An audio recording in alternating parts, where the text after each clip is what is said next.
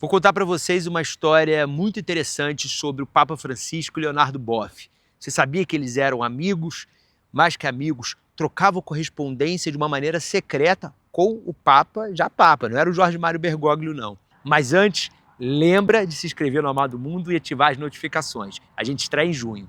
Bom, primeiro vou lembrar vocês quem é o Leonardo Boff, se você não sabe. Ele tem 86 anos, é um teólogo brasileiro, um dos mais importantes, e foi quem trouxe aqui para o Brasil a teologia da libertação, que busca integrar a fé cristã com a luta por justiça social e pelos direitos dos pobres e marginalizados.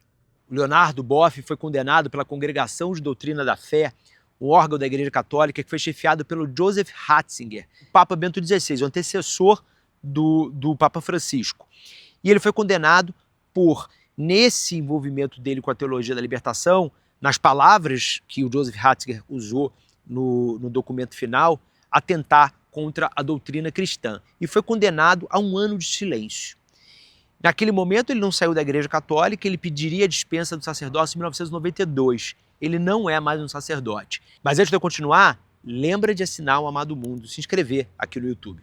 Bom, tem uma entrevista do Leonardo Boff que ele deu para a imprensa alemã em 2017. E lá ele conta que numa das conversas com o Papa Francisco, o Papa pediu a ele que mandasse os escritos que ele vinha produzindo ao longo dos últimos anos sobre uma ampliação da teologia da libertação, também uma proposta de se ouvir a terra, ouvir as demandas do solo, que tem tudo a ver com as mudanças climáticas. E o Papa usa esse material do Leonardo Boff e de outros especialistas para produzir uma das encíclicas mais importantes dele. E a Eco-encíclica de 2015 é sobre mudanças climáticas.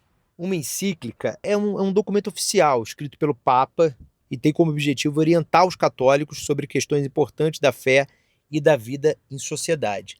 E essa correspondência do Leonardo Boff com o Papa não podia ser da maneira normal. O Leonardo Boff não podia enviar os papéis, os documentos diretamente para o Papa. O próprio Papa disse para ele que ele deveria enviar por meio do embaixador argentino no Vaticano, que era um amigo dele, porque era a única maneira dos documentos de fato chegarem a ele. Mas o Leonardo Boff não é só elogios para o Papa.